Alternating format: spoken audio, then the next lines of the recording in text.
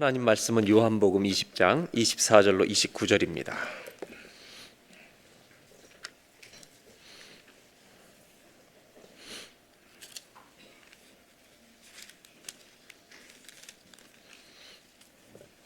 요한복음 20장 24절로 29절까지 말씀 제가 봉독해 드리도록 하겠습니다.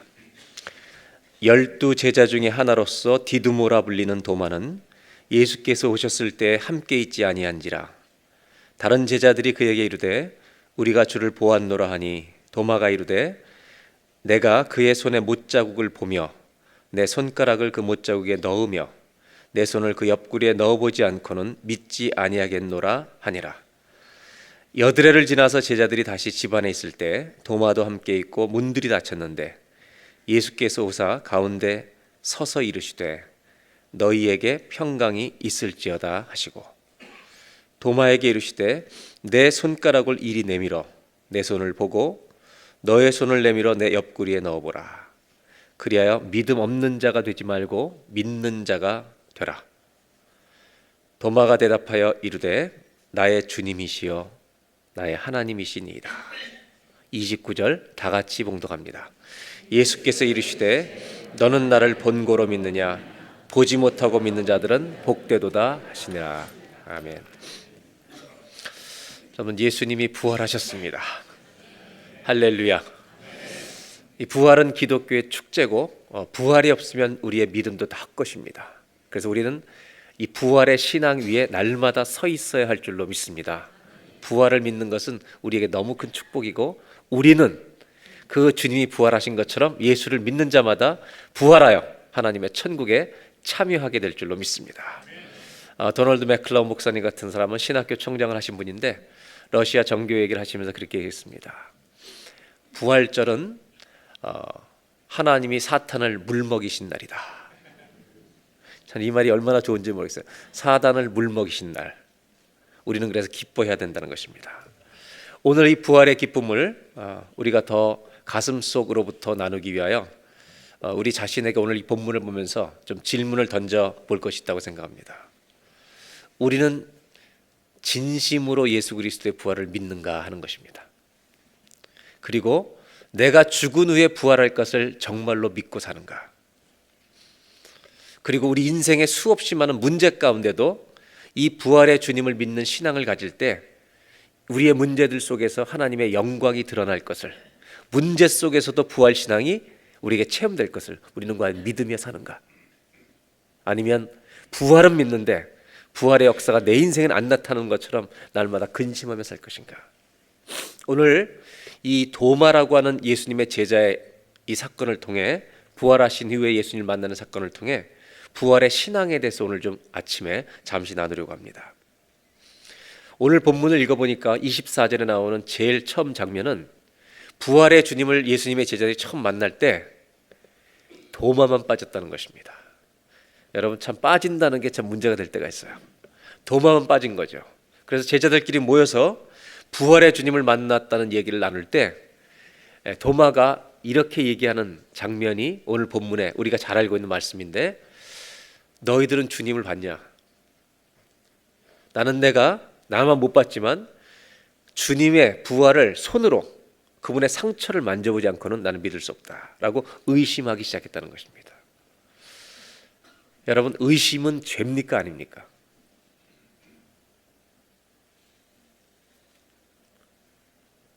의심이 죄예요 아니에요?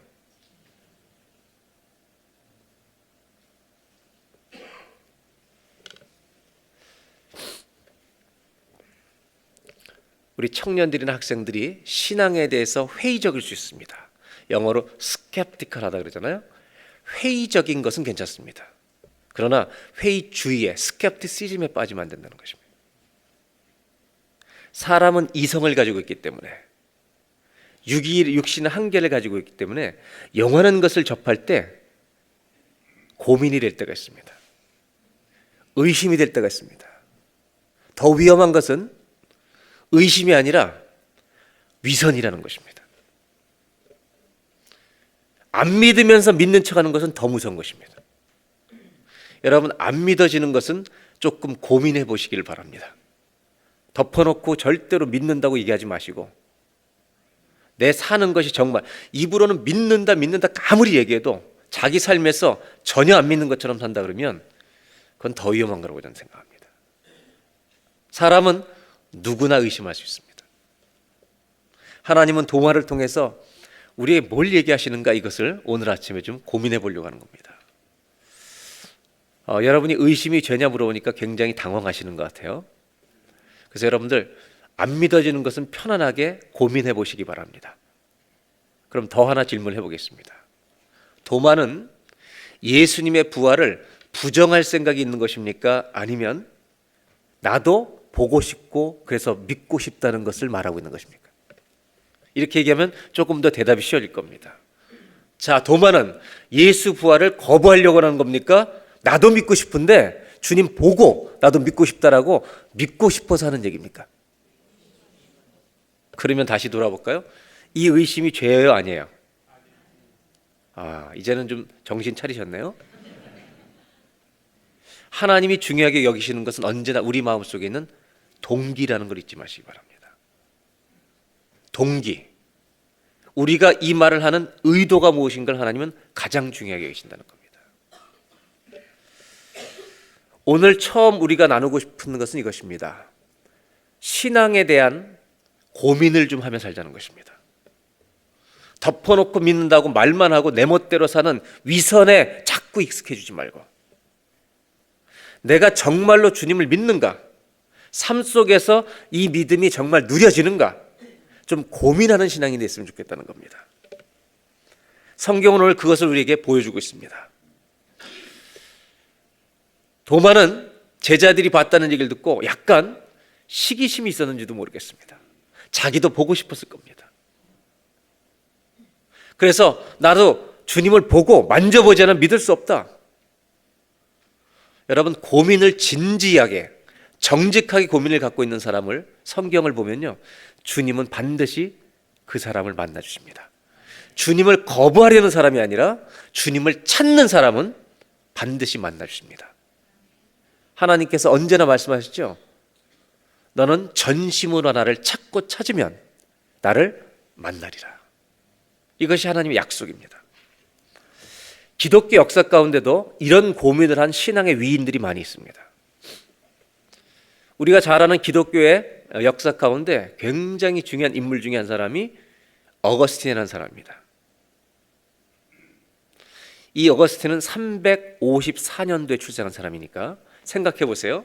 우리가 2000년에 살고 있고 예수님이 돌아가신 게 2000년 전인데, 예수님이 돌아가시고 승천하신 이후에 300년 만에 태어난 인물이 어거스틴입니다.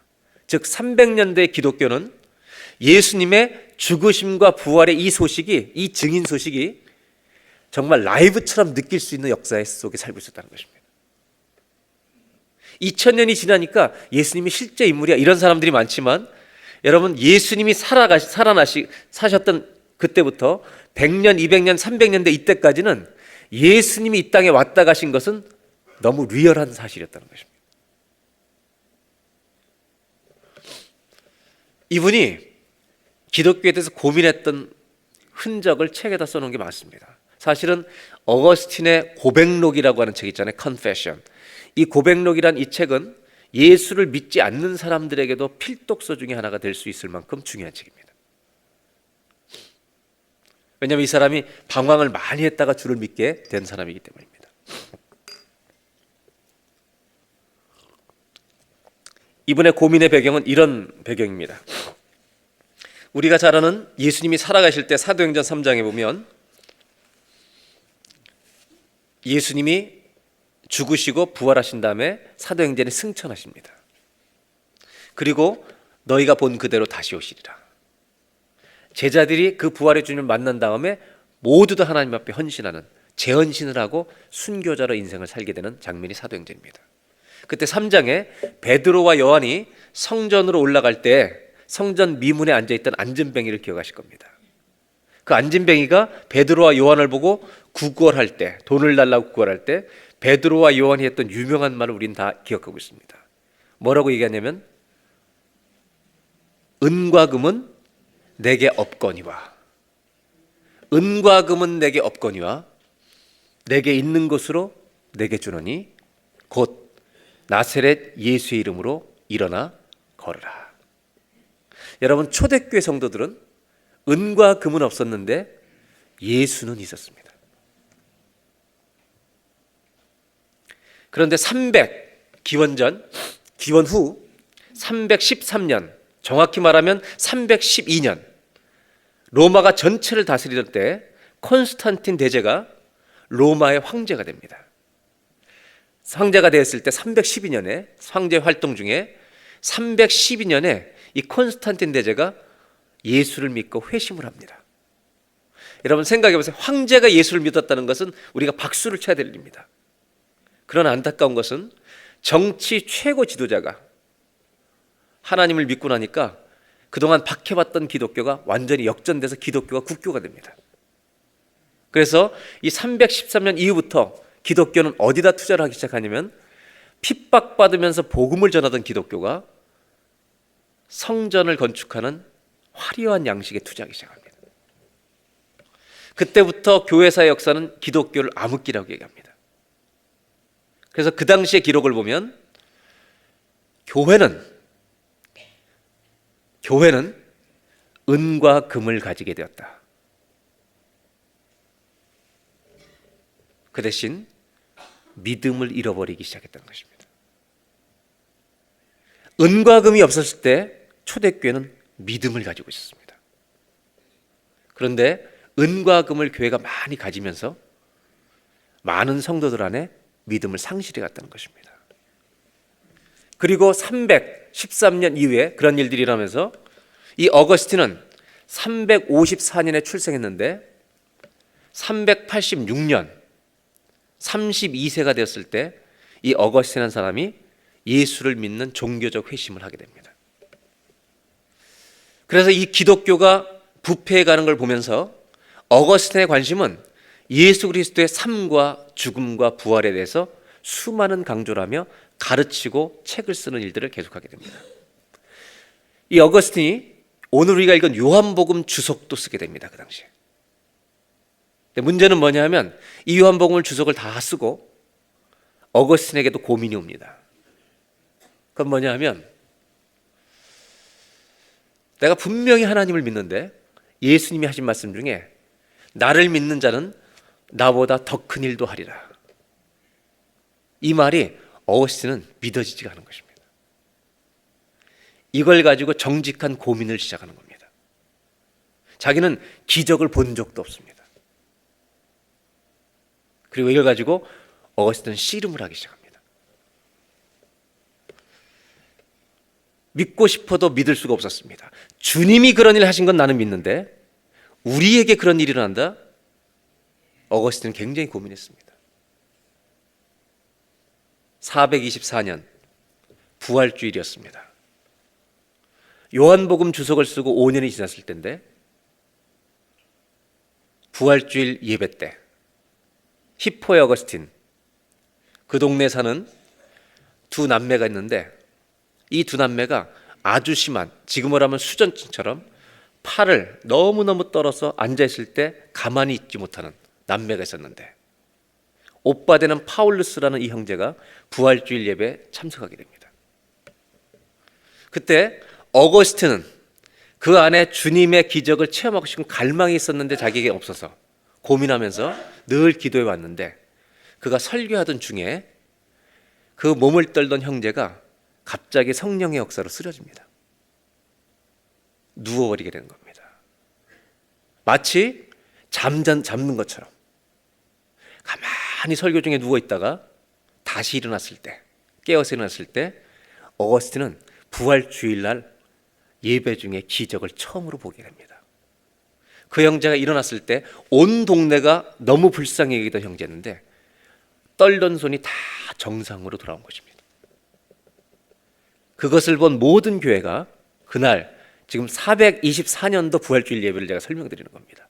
그때 모든 성도들이 하나님을 찬송하는 것을 멈출 수가 없었다고 얘기합니다.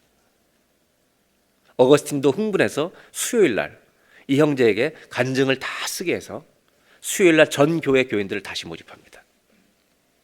그리고 이 형제가 예배 때 어떤 일이 났는지 간증한 것을 다 이제 읽게 합니다. 그리고 수요일 저녁에 이 목사님이 어거스틴이 또 복음을 설교를 하는 그 시간에 똑같은 일이 누구한테 일어나냐면 여자 동생한테 일어난 겁니다.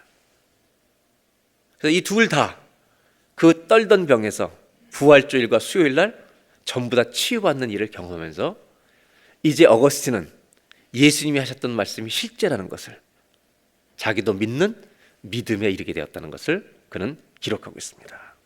결국 426년 이 일이 있은 뒤 2년 뒤 어거스틴은 유명한 책 The City of God, 하나님의 도성이라는 책을 쓰고 그 책 끝부분에 이 두 남매의 이야기를 마지막 부분에 집어넣게 됩니다. 우리는 어쩌면 이런 비슷한 시대를 살고 있는지 모릅니다. 돈은 많은데 믿음이 적어가는 시대. 돈이 없었어도 믿음이 강했던 시대가 아니라 돈이 많아져서 우리의 믿음이 약해져가는, 마치 초대교회 성도들이 아무것도 없었을 땐 예수만 붙들었는데 로마의 권력이 기독교가 되면서 예수님의 능력보다 로마 권력을 의지하던 시대가 되었다는 것입니다. 부활의 주님을 도마가 만나던 날, 도마 속에는 깊은 고민이 있었습니다. 나는 보고 만지지 않으면 믿을 수 없다. 저는 저와 여러분 안에 정직한 고민과 질문이 있기를 주의 이름으로 부탁을 드립니다. 정직한 질문이 우리한테 있어야 된다고 합니다. 내가 정말로 믿고 있는 것인가? 내가 믿는 것을 살지 못한다면 이 문제의 이유가 무엇인가? 이것을 고민하고 주 앞에 구하는 이런 삶을 살 때 하나님은 반드시 우리를 더 깊이 만나주신다는 사실입니다. 이런 고민을 갖고 있는 도마에게 예수님이 찾아오십니다. 그 장면이 26절에 나오는 오늘 본문입니다. 26절을 보겠습니다. 다 같이 한번 읽겠습니다.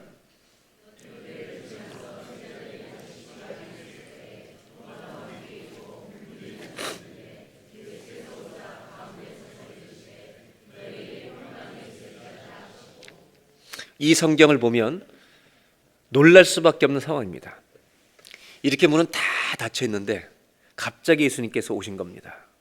이 말은 부활하신 예수님의 몸이 시간과 공간을 초월할 수 있다는 것을 보여주는 겁니다. 그러니까 여러분 얼마나 놀랐겠습니까? 닫혔는데 갑자기 예수님이 나타나시니까. 다 놀랄 때 주님이 제일 먼저 하신 말씀이 평강이 있을지어다. 여러분 부활하신 주님을 만나면 평강이 임할 줄로 믿습니다.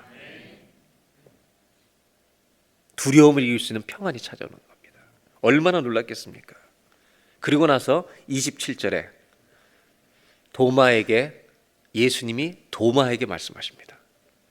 너의 손가락을 내밀어 내 손을 보고 너의 손을 내밀어 내 옆구리에 넣어보라. 그리하여 믿음 없는 자가 되지 말고 믿는 자가 되라. 이 이야기를 들었을 때 도마가 만졌겠습니까?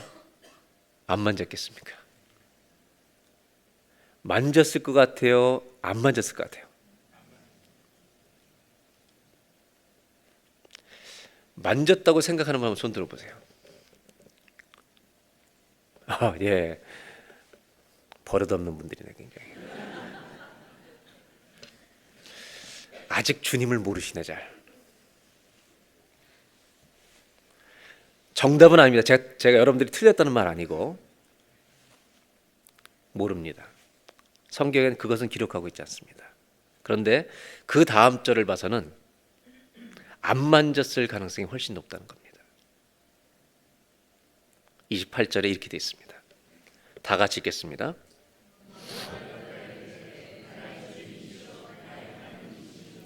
이 말씀을, 이 고백을 할 때 가서 옆구리를 찔러보면서 말했겠습니까? 상식적인 상상은 해야죠, 그죠? 아니면 그 자리에서 무릎을 꿇고 엎드려서 고백했겠습니까?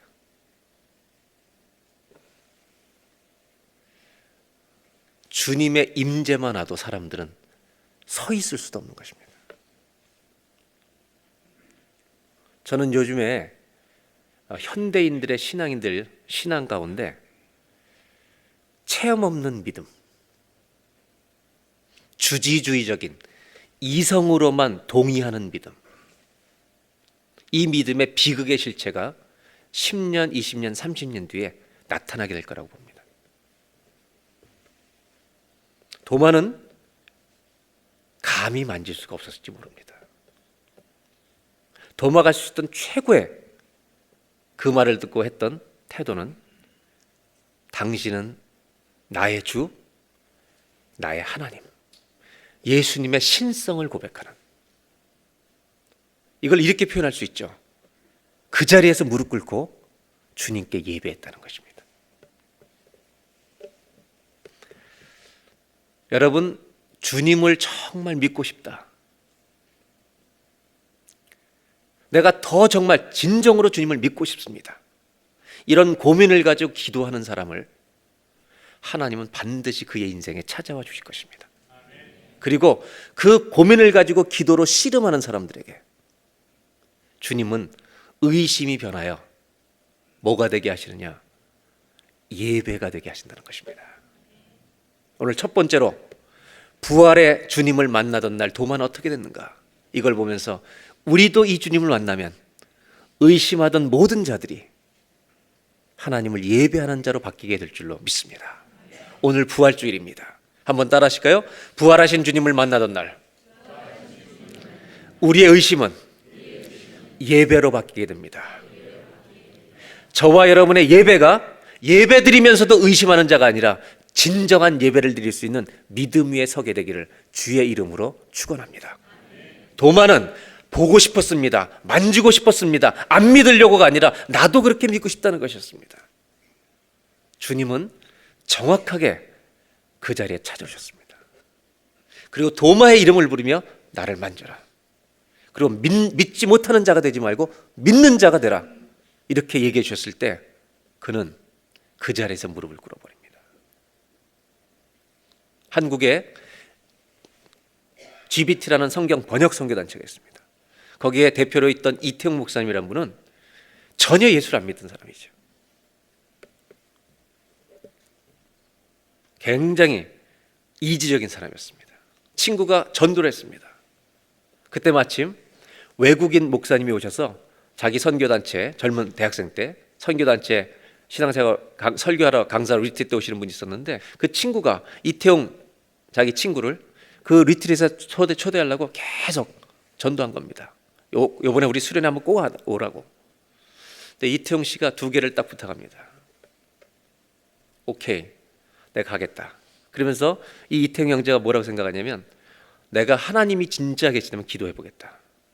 그리고 첫째, 퇴근길에 이제 관악산 쪽으로 가야 되는데, 내가 버스를 탔을 때, 내가 퇴근길인데 빈자리 앉을 자리가 딱 나면 내가 하나님이 계신 줄 알겠다. 두 번째, 내가 1시간 늦게 갔는데 그 팀들이 안 떠나고 나를 기다리면 진짜 수련회 간다, 주님 계신 줄 알고. 여러분, 퇴근길에 대학생이 어디 자리에 앉겠습니까?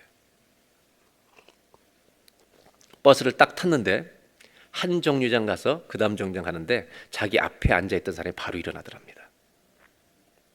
그리고 앉았어요. 그리고 50분 늦게 도착했답니다. 도착했는데 수련회를 떠나야 될 사람들이 이 형제가 올 때까지 1시간만 기다려보자고. 전화도 없을 때니까, 셀폰도 다 기다리고 있었던 거예요. 그 이태용 형제가 할 수 없이 끌려갔다가 그 외국인 목사님이 전하는 복음을 듣고 수련회장에서 예수를 영접해서 오늘날 대한민국의 성경 번역단체의 대표가 되어 있다는 것입니다. 하나님은 살아계십니다. 그리고 저는 우리 교인들과 꼭 나누고 싶은 것은, 기적이 전부는 아닙니다. 우리 말씀을 통해서 믿어야 되지만, 말씀을 믿고 하나님을 믿는 자에게 하나님만이 행하실 수 있는 일은 반드시 체험될 수 있습니다. 그래서 저와 여러분의 마음속의 의심이 정직한 질문과 기도로 바뀌어서 살아계신 하나님을 체험해서 말씀이 실제란 걸 믿어서 하나님을 기쁨과 감격으로 예배하는, 억지로 끌려와서 도살장에 끌려와서 앉아있는 것처럼 예배하는 자가 되지 말고, 그렇게 10년을 예배드린다는 건 정말 비극입니다. 하루를 앉아도 주님을 찬송합니다. 이렇게 감격하면서 예배드릴 수 있는 저와 여러분 되시기를 주의 이름으로 축원합니다. 10년 동안 도살장에 끌려온 것처럼 교회를 다닌다면 그 사람은 정말로 저는 이렇게 말합니다. 비겁한 사람이라고. 전 우리 교인들 그랬으면 좋겠어요. 안 믿어지면 교회를 좀 쉬세요. 그냥 난 주님 못 믿겠다고 떠나셔도 괜찮아요. 주님과 한번 씨름을 해보라는 얘기입니다. 되지도 않는 믿음을 가지고 믿음 있는 척 다니는 것이 얼마나 비극이고 불행입니까? 저와 여러분 안에 이 부활하신 주님을 예배하는 감격과 사랑의 예배가 날마다 드려지기를 주의 이름으로 축원합니다. 이것이 주님을 만난 날 우리에게 일어나는 일입니다. 도마는 무릎 꿇고 예배할 수밖에 없었습니다. 나의 주, 나의 하나님. 두 번째 나누는 것은 부활하신 주님을 통해 우리에게 또 주신 메시지 또 하나가 있습니다. 27절을 보겠습니다. 다 같이 한번 읽어볼까요? 도마에게 이르시되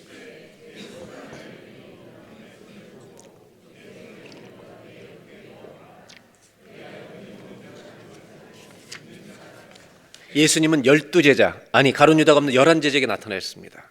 그러면서 누구의 이름을 불렀어요? 도마만 불렀습니다.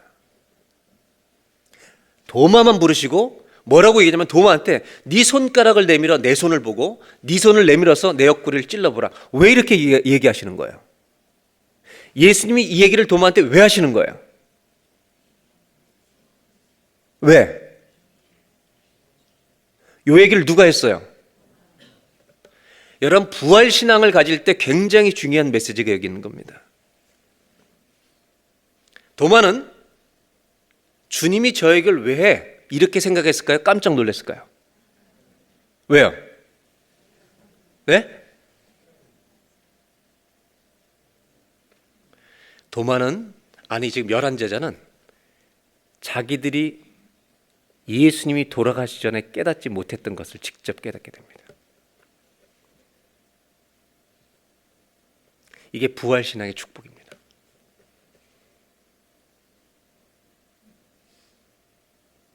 충격이죠. 어떤 충격이냐면 예수님이 없을 때 내가 한 얘기를 예수님은 다 듣고 계셨다는 것입니다. 다 알고 계신다는 겁니다. 사랑하는 여러분, 부활을 믿으십니까? 조금 더 쉽게 설명드릴까요?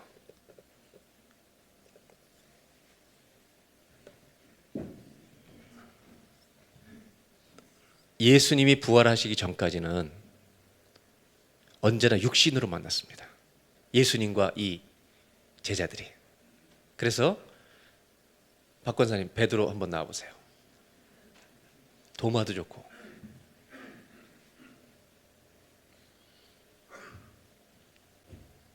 언제나 살아계실 때는 만나서 말을 했죠. 요즘 밥 먹었어? 네. 오늘 뭐 먹었어요? 맥도날드 2번 먹었어요? 좀 적게 먹어요. 건강에 좋지 않아요. 이렇게 예수님 언제나 페이스 투 페이스로 대화하셨습니다. 부활신앙을 믿는다는 건 뭐냐면 이 일이 넘는 일이 일어난다는 것을 보여주신 겁니다. 그래서 예수님은 십자가를 지시기 전에 이렇게 얘기하셨습니다. 요한복음 16장에 내가 가면 보혜사 성령을 너에게 보내시리니 내가 가는 것이 너희에게 유익이라. 지금 무슨 얘기를 하는지 우리가 이해해야 된다는 것입니다. 예수님이 안 계시던 곳에 도마가 떠들었습니다. 나는 만져봐야 알겠다. 그때 예수님이 딱 오시더니 뭐라고 했냐면 만져봐라. 도마만이 아니라 모든 11제자 전체가 이게 무슨 일이지? 우리가 부활신앙을 갖는다는 것이 무슨 뜻인지 잘 알고 믿으셔야 합니다. 이게 무슨 뜻이지? 우리가 하고 있는 얘기를 이제는 주님이 다 들으실 수 있는 거네. 육신으로만 대할 때는 안 계실 때 우리가 떠들면 힘들어 죽겠다 이런 얘기를 못 들으실 줄 알았는데 이제는 다 들으시네. 부활하신 주님을 통해 제자들은 새롭게 깨달은 거죠. 그러면 그전엔 모르셨을까?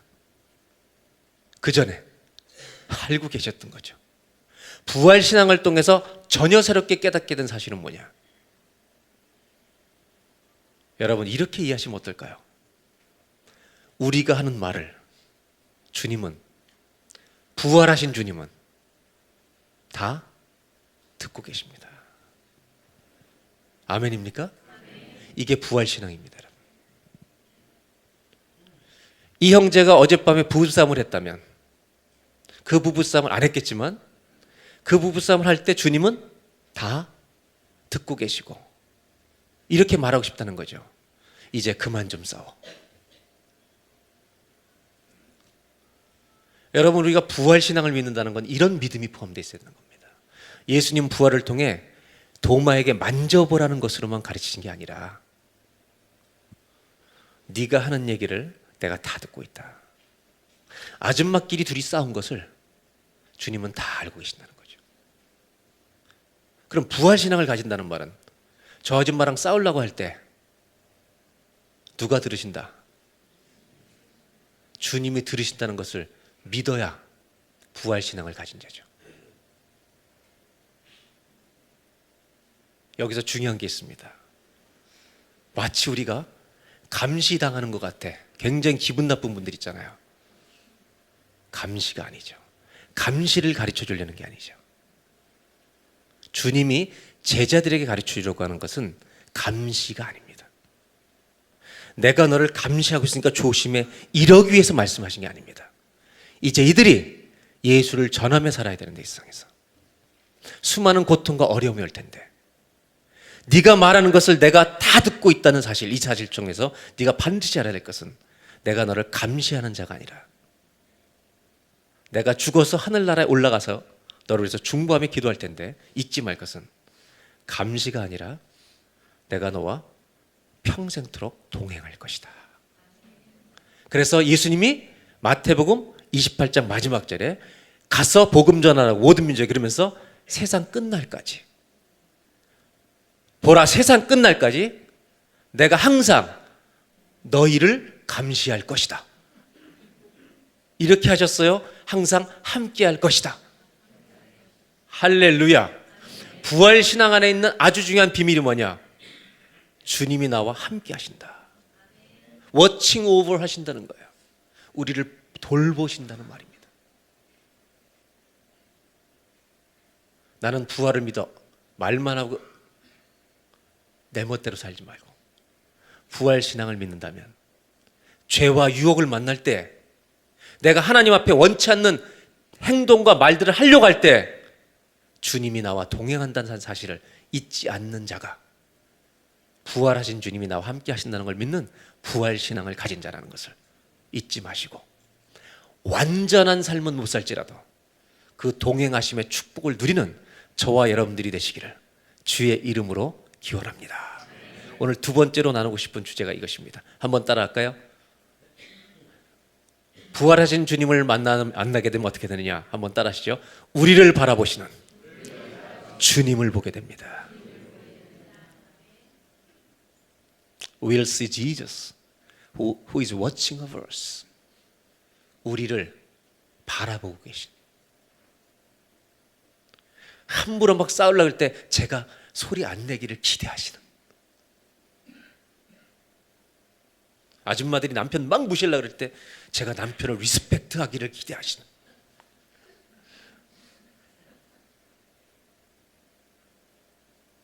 부활신앙은 여러분 슬로건이 아니에요. 표가 아니에요. 내 안에 살아 역사하는 실제여야 되는 거죠. 왜 도마를 불러서 만져보라고 말씀하셨을까요? 내가 너와 함께 있다는 걸 잊지 마라. 이걸 모든 제자들이 가르쳐 준 거죠. 저와 여러분에게 이 주님이 동행해 주시는 믿음. 감시와 동행의 가장 중요한 차이는 이거죠. 감시는 하나님과 나의 관계가 종의 관계인 거예요. 주인과 종의 관계. 동행은 친구 정도가 아니고, 친구라 그러면 조금 물론 있죠, 그 말도. 예수님 친구죠. 그런데 진짜 중요한 관계는 부모와 자녀의 관계죠. 하나님 우리 자녀를 돌보듯이 마음과 실제, 우리는 마음밖에 못 가지만 그분은 영원토록 동행해 준다는 거죠. 이 부활 신앙이 우리 삶 속에 누려지는 은혜가 있기를 주의 이름으로 기원합니다. 마지막으로 29절 한 절만 더 읽겠습니다. 다 같이 20장 29절 말씀 함께 봉독합니다.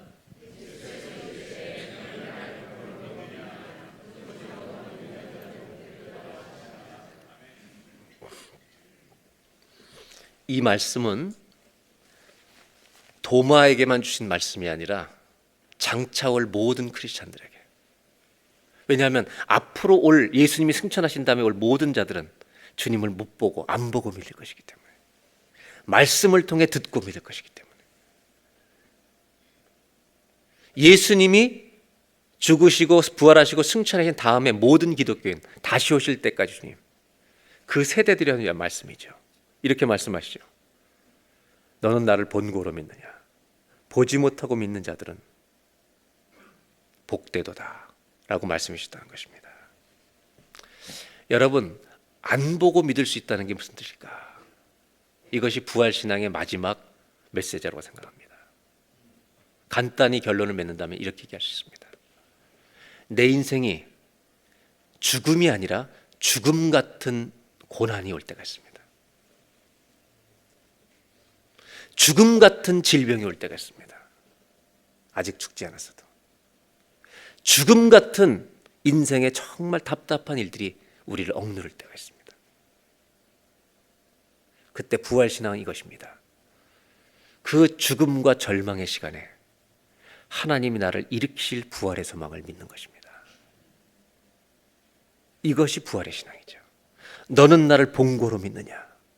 네 눈에 부활의 역사가 나타나지 않고 죽음 같은 일이 계속될 때 부활신앙을 가진 자는 이거를 건너게 될 것을 믿는 것이죠. 아브라함이 모리아산에 아들을 데리고 갈 때, 제물로 바치라고 올라갈 때 히브리서 11장은 이렇게 해석하잖아요. 아브라함이 아들을 데리러 올라갈 때, 죽이러 올라갈 때, 죽은 후에 하나님이 다시 살리실 것을 믿었다고.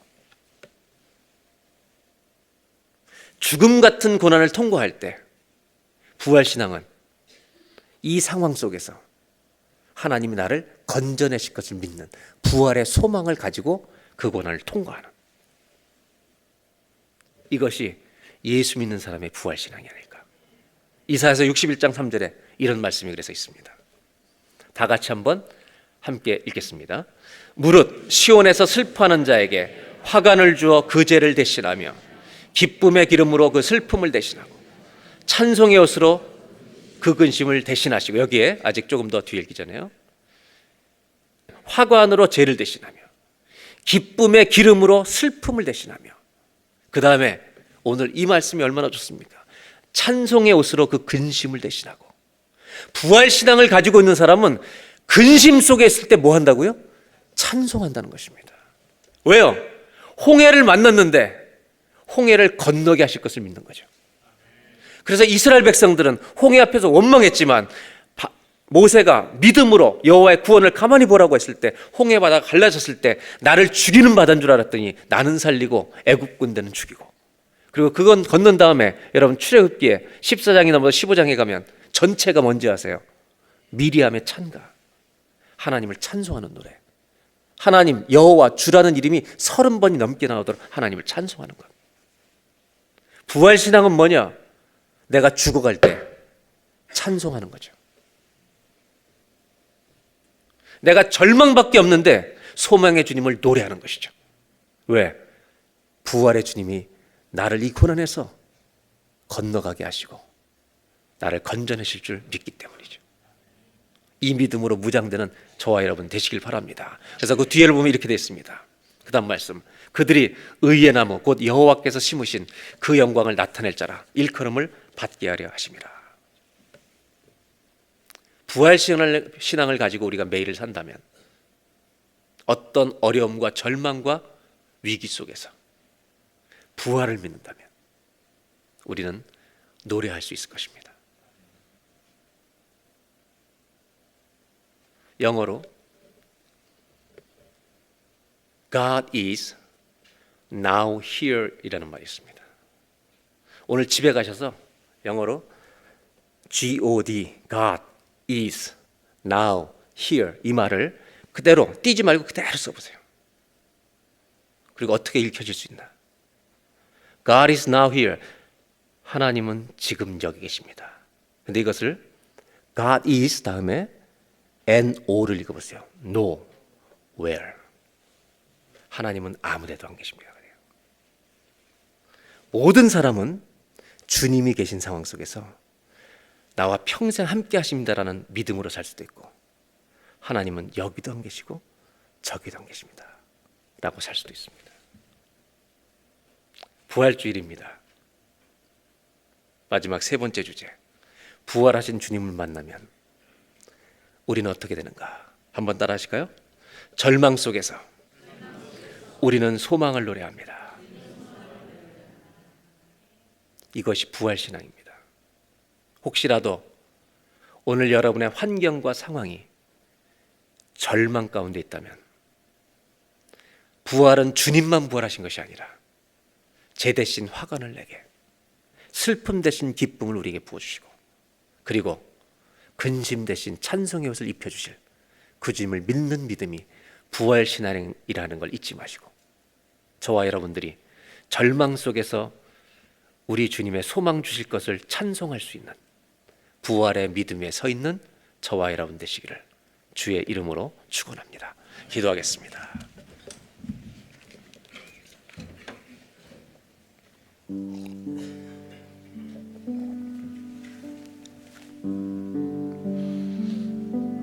믿음에 대하여 정직한 고민을 하는 사람은 반드시 주님을 만나게 됩니다. 아니, 주님이 찾아오실 것입니다. 그래서 하나님, 내가 정말 주님을 믿고 싶습니다라고 기도하는 자에게 그 의심을 예배로 하나님 바꿔주실 것입니다. 이 시간 다 같이 한번 기도할 때, 하나님, 우리에게 부활의 믿음으로 무장되는 은혜를 허락하여 주시옵소서. 그래서 절망 가운데서도 소망을 노래하는, 주님을 찬송하는 믿음을 가질 수 있도록 도와주시고, 하나님, 부활 신앙을 가져서 내가 주님을 볼 때마다, 하나님을 생각할 때마다 그분이 날마다 나와 동행하신다는 것을 볼 수 있는 믿음을 가지고, 부활의 믿음을 가지고 날마다 살아갈 수 있는 신앙인들, 믿음의 선한 싸움 싸우는 우리들이 될 수 있도록 주여 도와주시옵소서. 다 같이 한번 합심하여서 기도하겠습니다. 하나님 아버지, 정직하게 주님 앞에 다가가는 우리들이 되게 하여 주옵소서. 믿어지지 않는 것을 믿는다고 입으로 떠벌리는 자가 되지 않게 하여 주시고, 주님, 정말로 믿고 싶습니다. 기도로 주님 앞에 나아갈 때 하나님을 만나게 되면, 깨닫게 되면 의심이 변하여 무릎 꿇고 예배하는 자가 될 줄로 믿사오니, 우리 모두가 이런 예배를 드리는 성도들이 되게 하여 주시옵소서. 하나님, 기도합니다. 부활의 신앙을 가지고 도마에게 나타나신 주님을 보면서 우리가 깨닫는 것처럼, 내가 나 혼자 있을 때든 어떤 사람을 만날 때든 주님은 우리를 보고 기대하고 계시다는 것을 잊지 않게 하여 주셔서, 하나님을 생각할 때마다 나를 기대하고 계신 주님을 볼 수 있는 믿음의 눈이 열려지게 하여 주옵소서. 죽음 같은 고난과 어려움이 온다 할지라도 절망 속에서 눈물로, 믿음으로 하나님의 소망을 노래하고 찬송할 수 있는 그 부활의 신앙에 우리 모두가 서게 하여 주옵소서. 이제 예물을 봉헌합니다. 하나님, 물질만이 아니라 나의 삶과 인생과 나의 미래가 다 주님께 하나님의 영광을 위해 쓰임받는 삶을 소원하는 우리 모두가 되게 하여 주옵소서. 예수님의 이름으로 기도하옵나이다. 지금은 부활의 주인 되신 우리 주 예수 그리스도의 은혜와 부활을 통해 우리와 영원히 동행하신다는 것을 가르쳐 주시는 하나님 아버지의 사랑하심과 부활신앙으로 무장하여 절망 가운데서 소망을 찬송할 수 있도록 우리를 인도해 주시는 성령님의 감동 감화 역사와 교통하심이 오늘 예배드리고 세상을 향해 나아가는 부활의 모든 증인들 위해 지금부터 영원토록 함께하여 주시기를 간절히 축원하옵나이다.